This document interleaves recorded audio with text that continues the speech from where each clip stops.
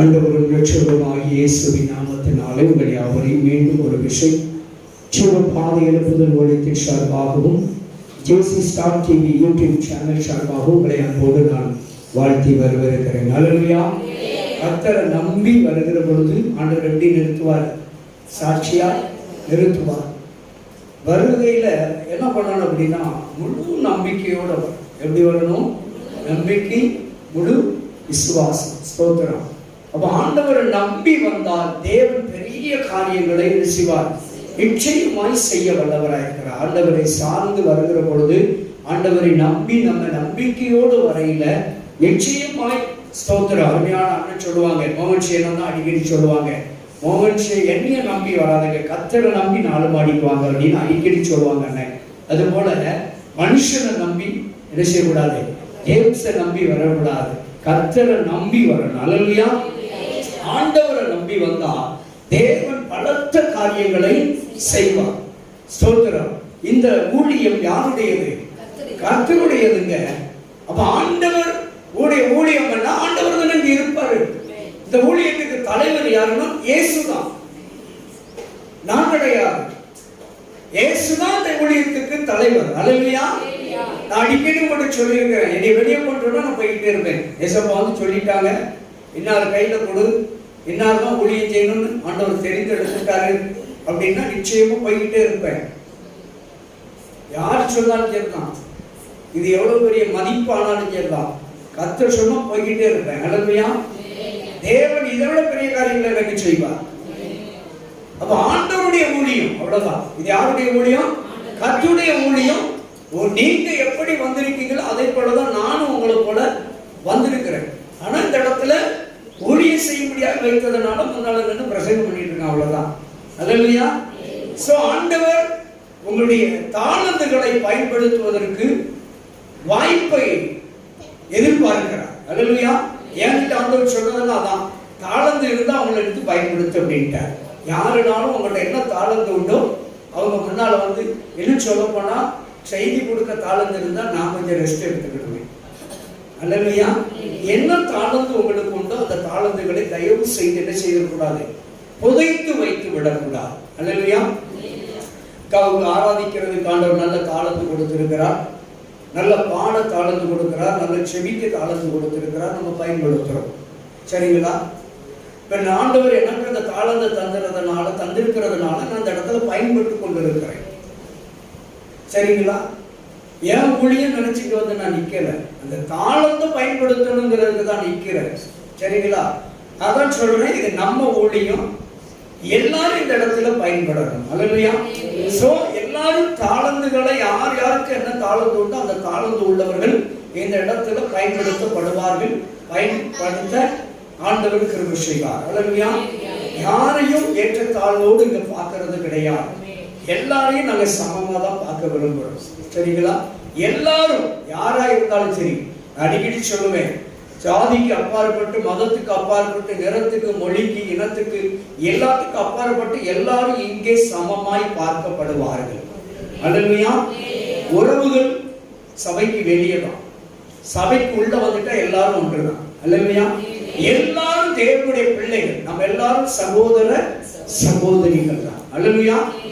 ஆதலால் எல்லாரையும் தேவன் பயன்படுத்த விரும்பினால் நிச்சயமா கர்த்தர் உங்க கூட எதை சொல்றாரோ, உங்ககிட்ட என்ன பேசுறாரோ ஆண்டவர் இடத்துல வந்து நீங்க தயவு செய்து மக்கள் மத்தியில நீங்க பயன்படலாம். அல்லேலூயா. சோ இந்த மேடை எப்பொழுது உங்களுக்காக காத்திருக்கிறது, உங்களுக்காக இந்த மேடை எப்பொழுது திறந்தே இருக்கிறது. அல்லேலூயா. ஸ்தோத்திரம். அது மாத்திரமல்ல, சபை பாகுபாடற்ற ஒரு ஊழியம் இது. அல்லேலூயா. எல்லாரையும் நம்ம நேசிக்கிறோம், எல்லா மக்களையும் எல்லா இனத்தாரையும் நாம நேசிக்கிறோம். அல்லேலூயா. எல்லாரையும் இயேசு நேசிக்கிறாரா இல்லையா? குறிப்பிட்ட நபர்களுக்காக ஆண்டவர் என்ன செய்யல? சிலுவையில மரிக்கல.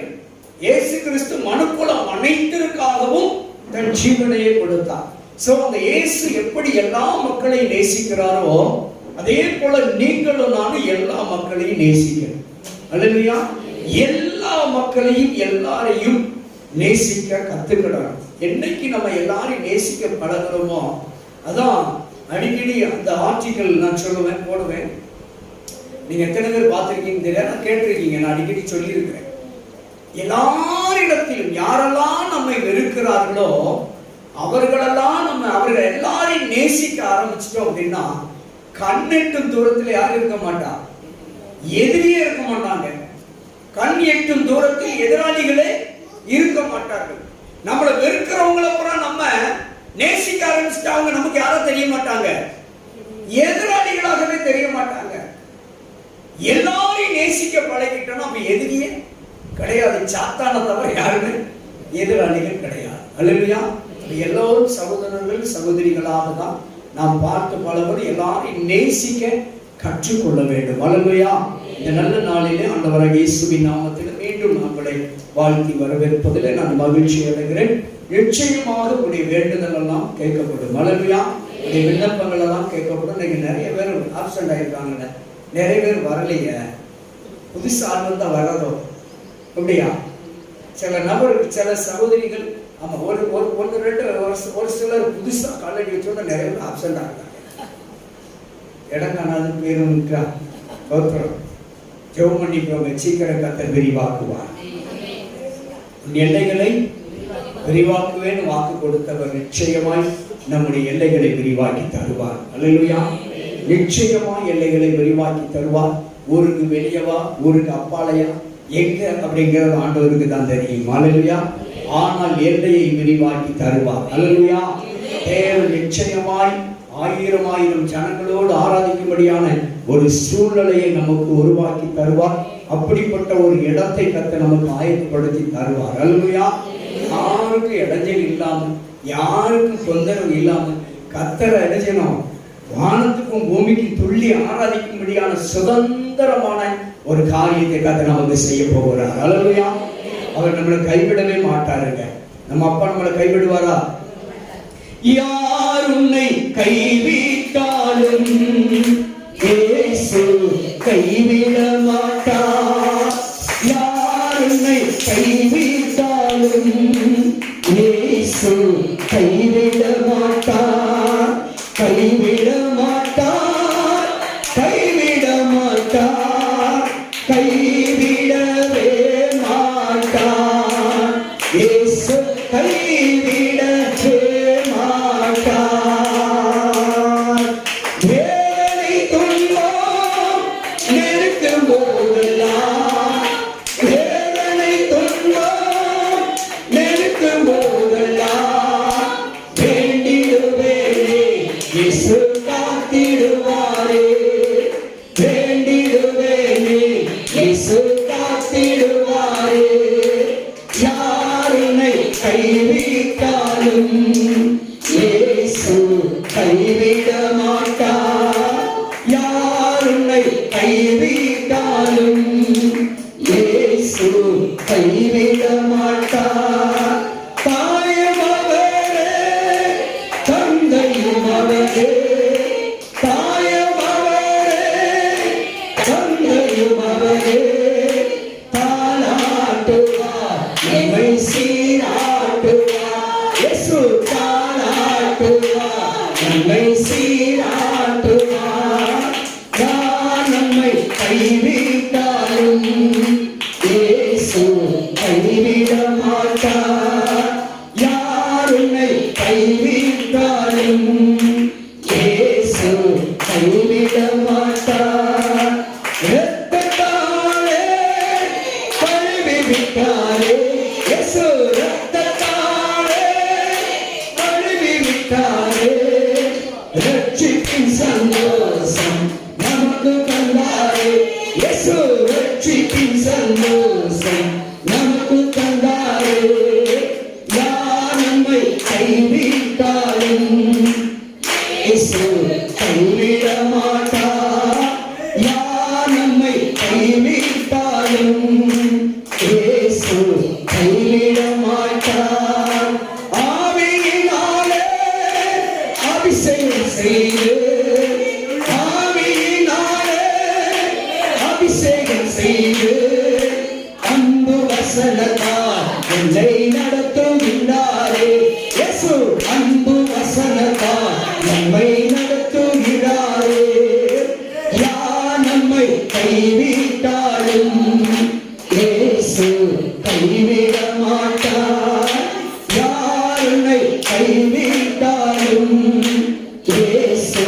கைவிட மாட்டார், கைவிட மாட்டார், கைவிட மாட்டார், கைவிடவே மாட்டார்.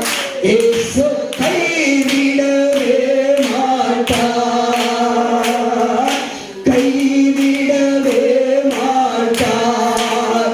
இயேசு கைவிடவே மாட்டார். ஹல்லேலூயா. எங்க இந்த உலகத்துல யார் வேணாலும் கைவிட்டுலாம். நம்ம அப்பா இயேசு நம்மளை என்ன செய்ய மாட்டாரு? ஒரு நாளும் கைவிடவே மாட்டார். ஹல்லேலூயா. அவர் ஆவியினால் அபிஷேகம் பண்ணி அவருடைய அன்பு வசனத்தை கொண்டு நம்மை நடத்துவார். ஹல்லேலூயா. நான் இப்ப நிறைய பேரை ரொம்ப வித்தியாசமா பார்க்கிறேன். ஆரம்பத்தில் இருந்த அபிஷேகத்துக்கும் இப்ப நீங்க அபிஷேகத்துல நிறைவதற்கும் நிறைய வித்தியாசம் இருக்கு. ஹல்லேலூயா. இன்னும் அபிஷேகத்துல பெருகினீங்கன்னா தேவன் கண்களை திறப்பார். கண்கள் திறக்கப்படுகிற பொழுது வானம் திறக்கப்படும். ஹல்லேலூயா. கண் திறக்கப்பட்டால் வானம் திறக்கப்படும். வானம் திறக்கப்பட்டால் பரலோக நன்மைகளை காண முடியும், பரலோகத்தின் காரியங்களை சுதந்திரிக்க முடியும். ஹல்லேலூயா.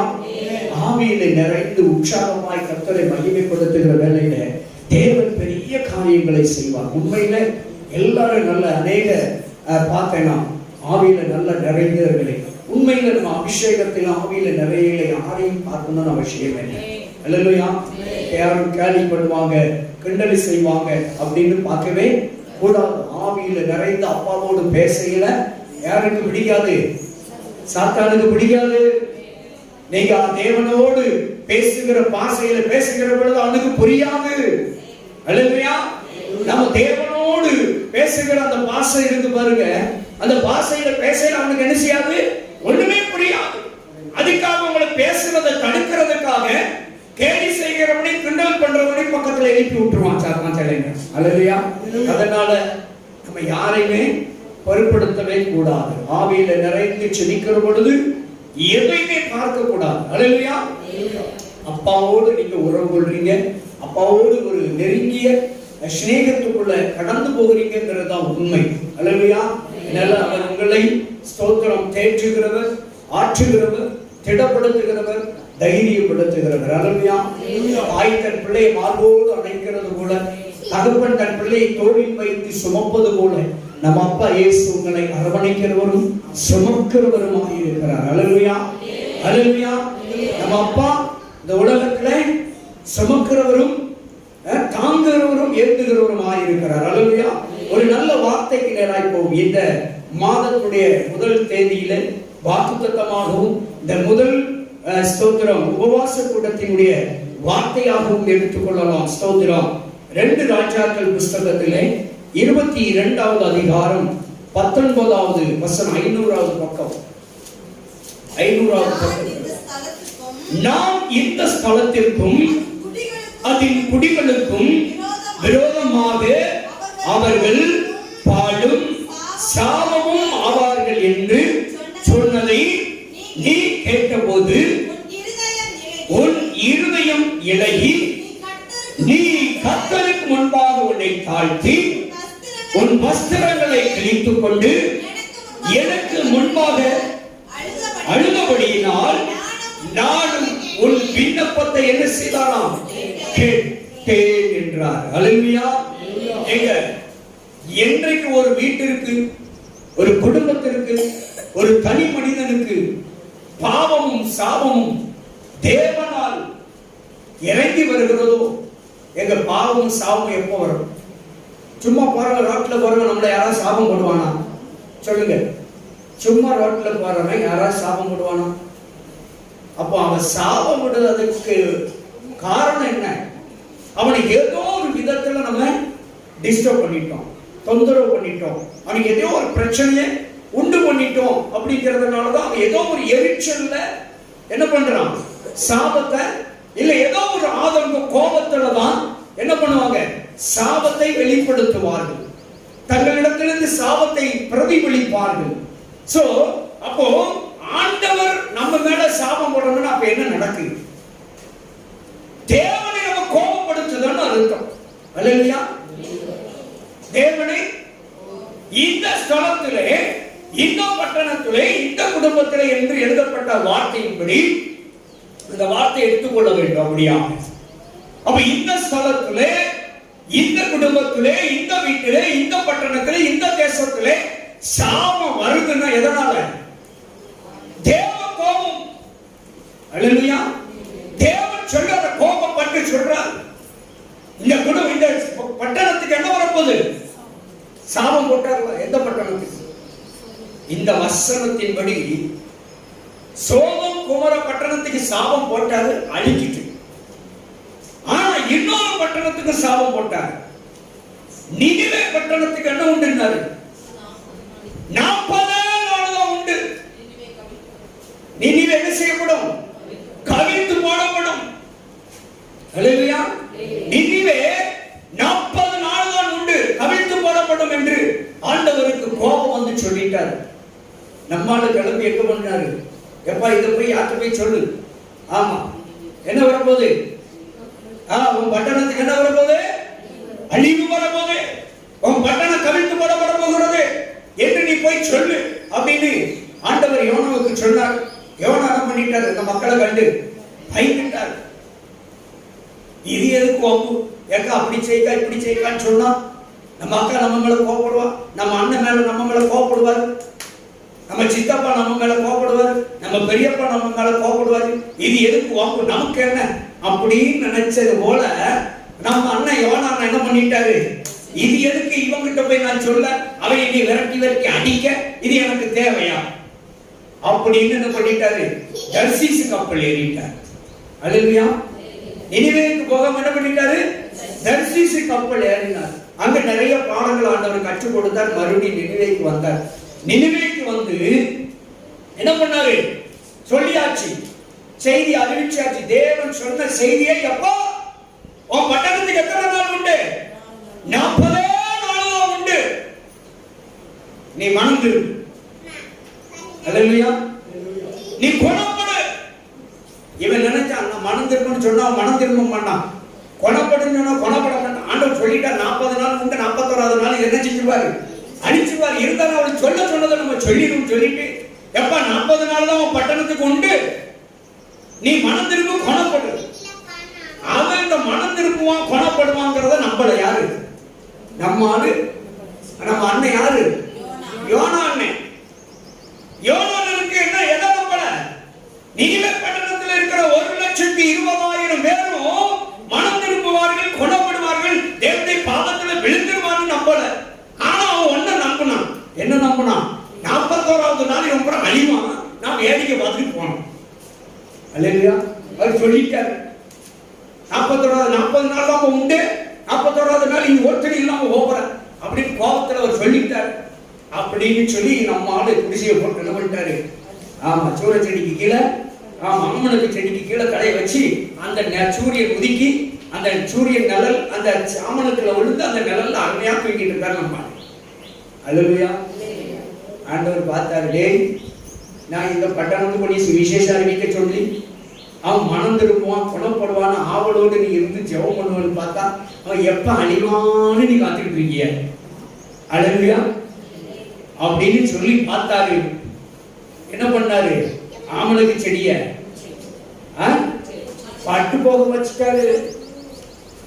நம்மளுக்கு டப்புன்னு பொசுக்கு நிலம் வந்துட்டு கோபம் வந்துட்டு, என்ன ஆண்டவரே கொஞ்சம் போல நிழல்ல கொஞ்சம் இலைப்பாரி கொண்டு இருந்த அதையும் வத்தி பயணம் பண்ணிட்டே வாடி போக வச்சுட்டீர, காட்டி போக வச்சுட்டீரு, எனக்கு நிழல் இல்லையே அப்படின்னு சொல்லி குழப்ப ஆரம்பிச்சான். கோப ஆண்டவரை நோக்கி முறுமுறுக்க ஆரம்பிச்சான். கர்த்தர் பார்த்தாரு, ஏடா ஒரு ஒண்ணுமில்லாத செடி, ஒரு ஆமணக்கு செடி காஞ்சி போனதுக்கு நீ இவ்வளவு வருத்தப்படுவன்னா, வலது கைக்கு இடது கைக்கு வித்தியாசம் தெரியாத 1,20,000 பேருக்கு நான் மனம் இறங்க மாட்டேன்னா. அல்லேலூயா. நம்முடைய ஆண்டவர் யாரு? மனம் இரக்கமுள்ள தேவன். நம்ம ஏற்கனவே சொன்னோம்ல கடந்த வாரத்தில், அவருக்கு 2 பக்கம் உண்டு. அப்படிதானே? ஒரு பக்கம் எப்படிப்பட்டவர்? மன ஒழுக்கம் உள்ளவர், இரக்கம் உள்ளவர். அல்லேலூயா. ஆண்டவர் சொல்லுகிறார், உசியா ராஜாவின் காலத்திலே இந்த ஸ்தலத்தில் இப்படிப்பட்ட சாவு இறங்கும் என்று சொல்லி தீர்க்கதரிசியால் அறிவிக்கப்பட்ட பொழுது அந்த செய்தியை கேட்ட உடனே ராஜா என்ன பண்ணிட்டான்?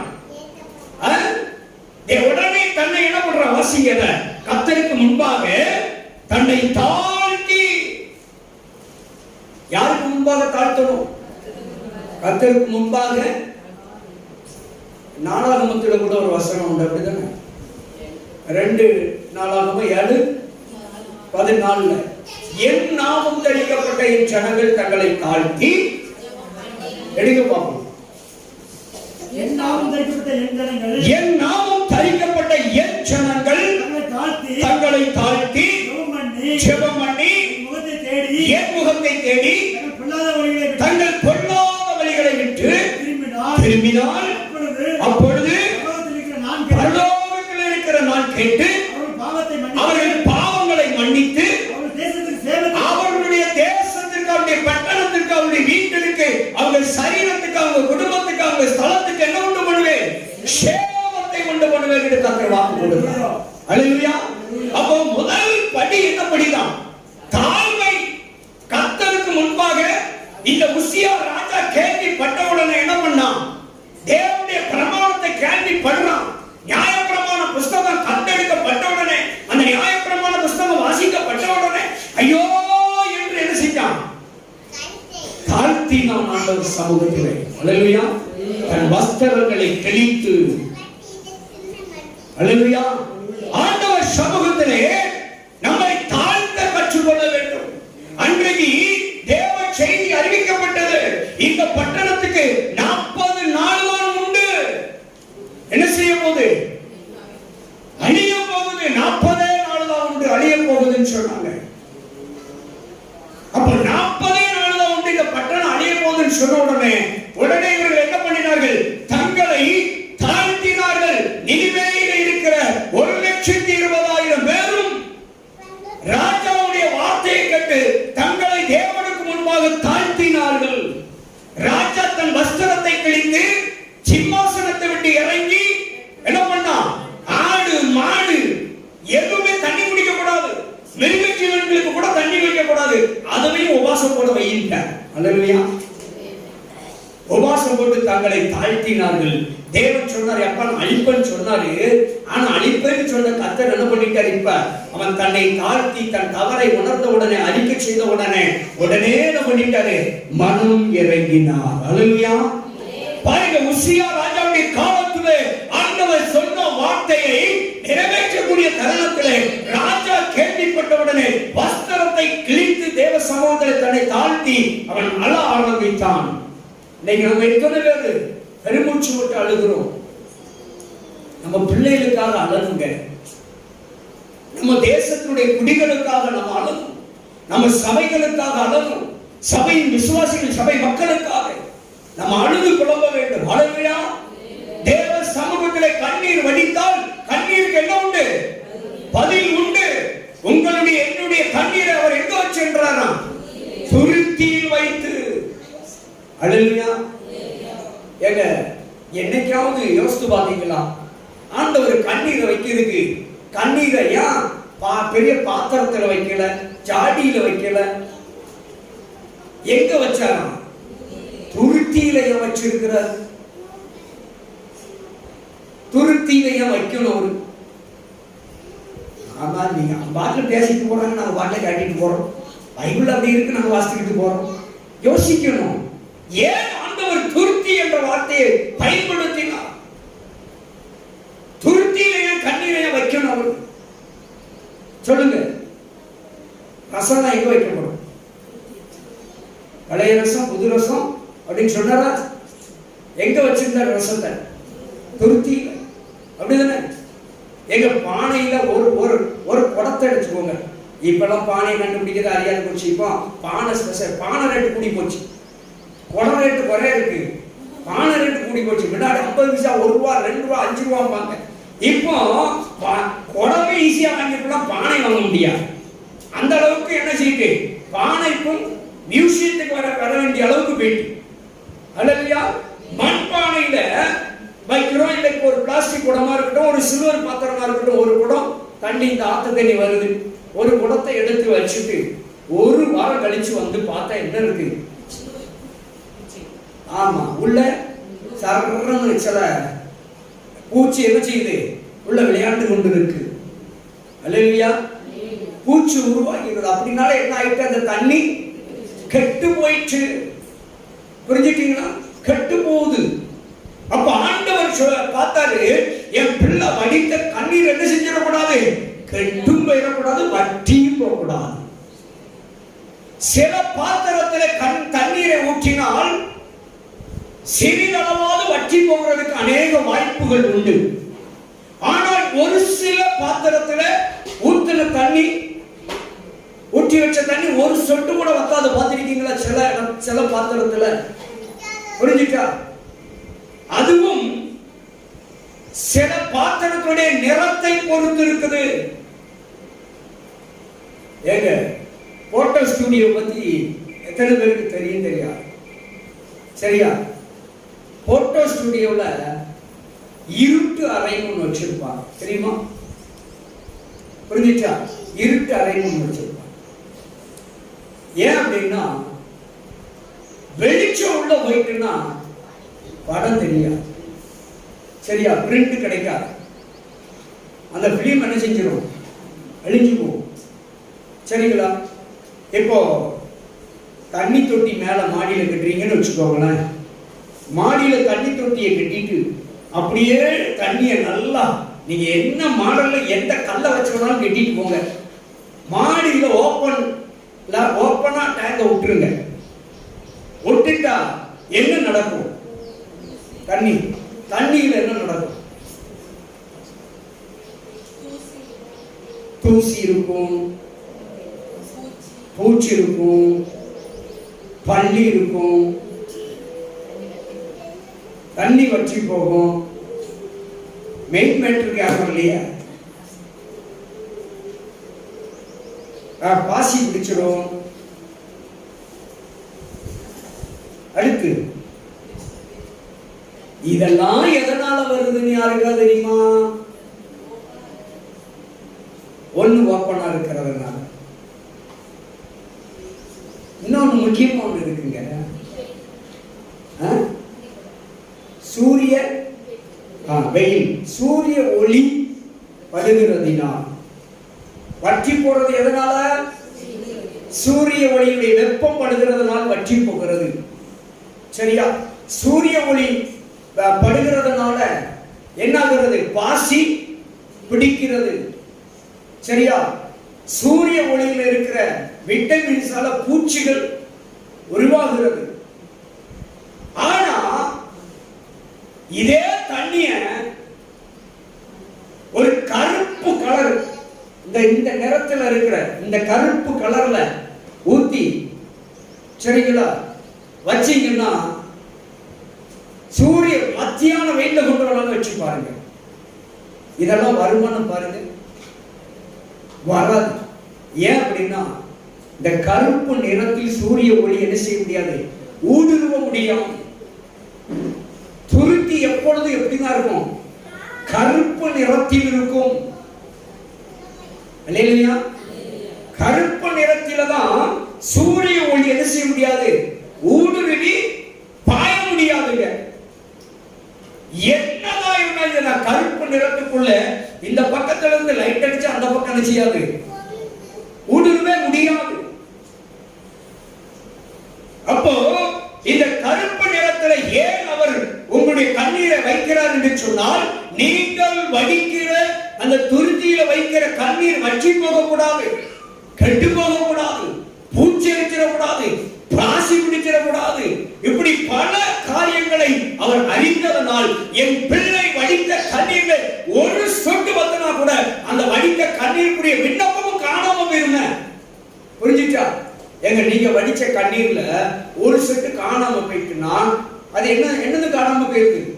எதுக்கு நீங்க கண்ணீர் வடிச்சீங்களோ அந்த விண்ணப்பமும் சேர்த்து என்ன போயிருமா? காணாம போயிருங்க. அதற்காகத்தான் ஆண்டவர் என்ன பண்ணாரு? உங்கள் கண்ணீரை துருத்தியில் வைத்து பத்திரமாய் பாதுகாத்தார். ஒரு சொட்டு கூட என் பிள்ளை கண்ணீர் என்ன செஞ்சிடக்கூடாது, காணாம போயிடக்கூடாது, வீணாயிடக்கூடாது.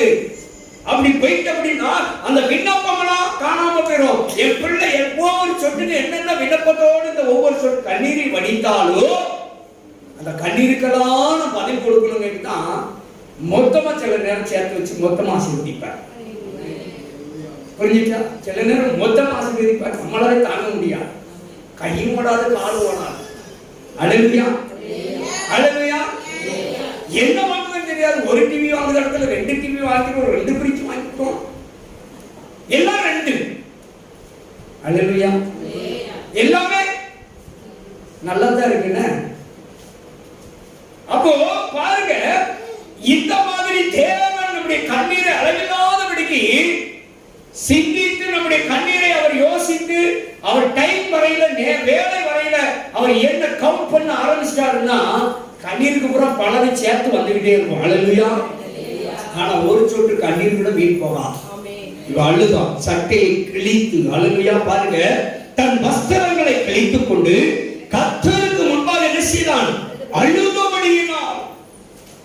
அவன் கண்ணீர் அவருக்கு முன்பாக சிந்தினபடியினால் அவன் விண்ணப்பம் என்ன பண்ணிச்சான், கேட்கப்பட்டது.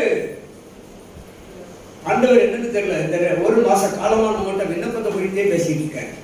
நிறைய பேர் விண்ணப்பம் நிறைய நடக்க போகுதுன்னு நினைக்கிறேன். பார்க்கிறோம். அல்லேலூயா.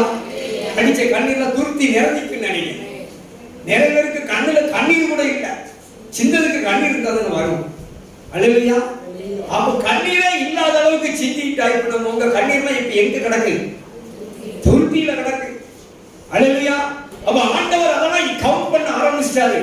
சீக்கிரம் மொத்தமா நீங்க வாங்க போறீங்க, மொத்தமா வாங்கி கொஞ்சத்தை கொண்டு தர போறீங்க. அதெல்லாம் நல்லா தான் இருக்கு. கடைசியில் சொன்னது நல்லா இல்லையே. தோற்றம். அல்லேலூயா. ராஜா வருகிறார், ஆயத்தமாவோம். ராஜா வருகிறார், ஆயத்தமாவோம். இயேசு வருகிறார், இது கண்டு சொல்லு. நம்ம இயேசு வருகிறார், இது கண்டு சொல்லு. பள்ளங்கள் எல்லாம் நிரம்பிட வேண்டும், தவந்திட வேண்டும். கருணானவை சேராகணும், கருணானவை சமமாகணும்.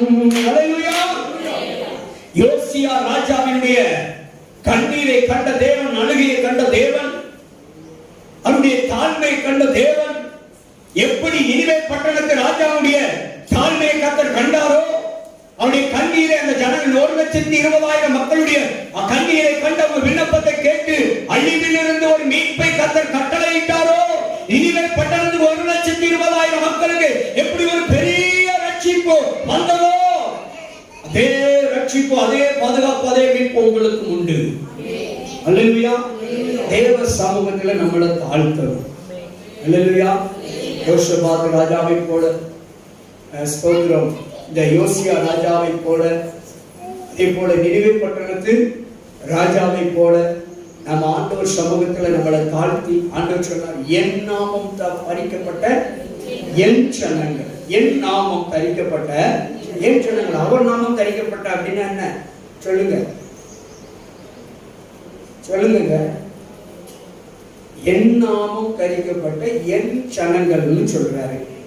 இதுக்கு அர்த்தம் தெரியணும்ல. அவர் பாட்டு சொல்லியிருக்காரு, நான் பாட்டு வாசிக்கலாம். சொல்லுங்க, என் நாமம் தரிக்கப்பட்ட என் ஜனங்கள். கிறிஸ்து பிளஸ் அவள், கிறிஸ்து பிளஸ் அவள். இது யாரு? கிறிஸ்து பிளஸ் அவள். கிறிஸ்து உன் கூட இருக்கிறதுனால தான் நீ கிறிஸ்தவள். அவள் நாம உன் கூட இருக்கலாம். அவள்னா அவன்கிறது வேற, நீ. சரிங்களா? அவன்கிறது நீங்க, அவன்கிறது நீங்க, நான். கிறிஸ்து யாரு? அவர் நாமம் நமக்கு. அப்படிதானே? அவர் நாமம் தரிக்கப்பட்டதனால நீங்கள் யாரு? நீங்களும் நான் யாரு? கிறிஸ்தவன், கிறிஸ்தவன். அப்ப உங்களை தான் என் ஜனம் என்று உரிமை பாராட்டுகிறார். இப்ப நீங்களும் நான் யாரு? அவருடைய ஜனம், என் ஜனம். நம்ம எல்லாரும் இப்ப என்ன செய்யணுமா? தங்களை நம்மை தாழ்த்தி என்ன செய்யணுமா? அவர் முகத்தை நோக்கி பார்க்கணும். அல்லேலூயா.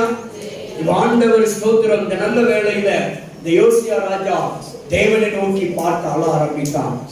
தேவனுடைய கண்ணீரை கண்டு ஆண்டவர் அவன் விண்ணப்பத்துக்கு பதில் கொடுத்தார். அல்லேலூயா. அதுபோல நம்முடைய வாழ்க்கையில விண்ணப்பத்துக்கு பதில் வரணும்னா தேவ சமூகத்துல நம்மை நாம் தாழ்த்த வேண்டும். அல்லேலூயா. நம்மை தாழ்த்துகிற வேளையில கர்த்தர் நம்மை உயர்த்துவார்.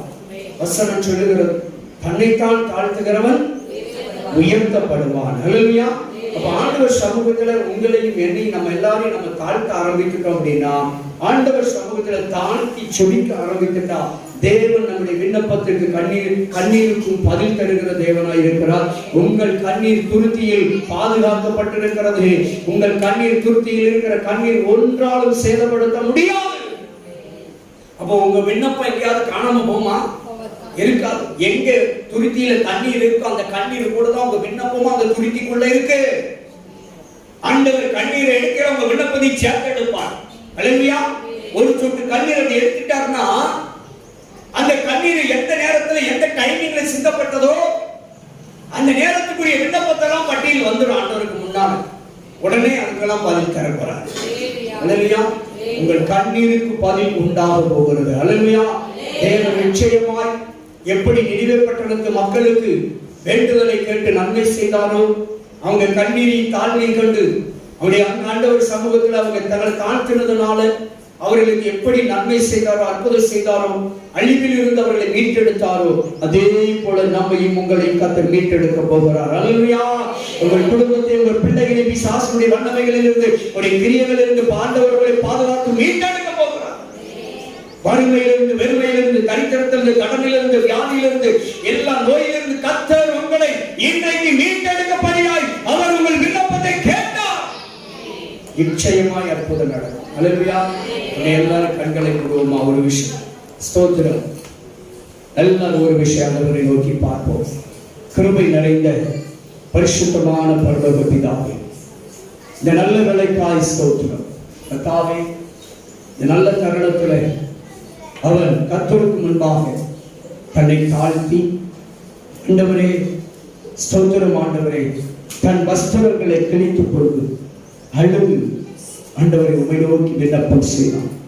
அப்பொழுது அவன் விண்ணப்பத்தை நீர் கேட்டீர்கள் என்று நாங்கள் பார்க்கிறோம்.